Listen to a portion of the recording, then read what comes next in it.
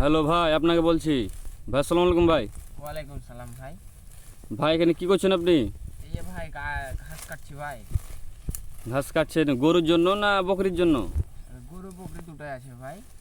ও, তা আমি ভাই অনেক দূর থেকে এসেছি আপনার একটা ইন্টারভিউ নেওয়ার জন্য। তো আপনি বলে প্রতিদিন 10 থেকে 15 বস্তা করে ঘাস কাটেন শুনলাম। তো এটা কত দূর কি ভাই? হ্যাঁ ভাই, আমাকে দিনে না হলো 10 থেকে 15 বস্তা ঘাস কাটা লাগে। জি জি। মতো হ্যাঁ। তো আমাকে ঘাস কেটে আমার গরু বাছুরকে আমি খাওয়াই। হুম। এই আমার কাজ।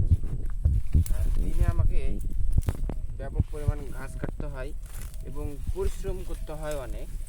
আর ভাই একটা কথা কি, জি ভাই বলেন। পরিশ্রম না করলে জীবনে সফলতা পাবেন না।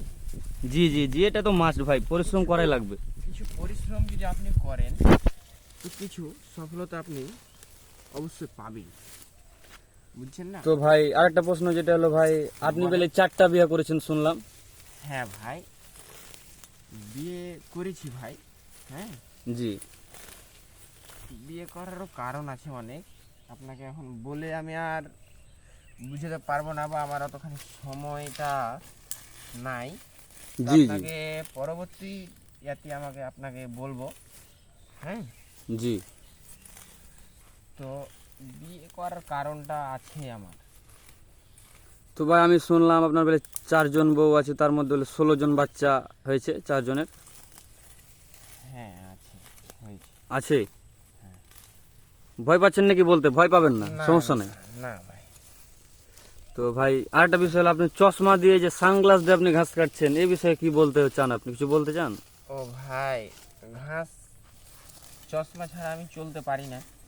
তো সানগ্লাস কেন? আপনি পাওয়ার আলো চশমা ব্যবহার করতে পারেন। পাওয়ার আলাই তো ভাই, হাতটা আমার একটু কেটে গেল। কই ভাই, আপনার হাত কেটে গেছে? অনেক জায়গা কেটে যায় ভাই, এই দেখেন ও। কেটে গেল আমার হাতটা। তাই তো ভাই, রক্ত বের হচ্ছে তো। হ্যাঁ ভাই, অনেক সো কেটেছে। স্যাড। এই যে দেখেন। তো তো এটা আর বলার কথা নাই, এটা রক্তটা খেয়ে নেওয়া দরকার। খেয়ে নিলে ভালো, এই আর কি।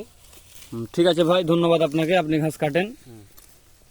আচ্ছা ভাই যান, দেখা হবে। দেখা হবে আবারও যদি বেঁচে থাকি। ঠিক আছে ভাই, আসসালামু আলাইকুম। ওয়ালাইকুম।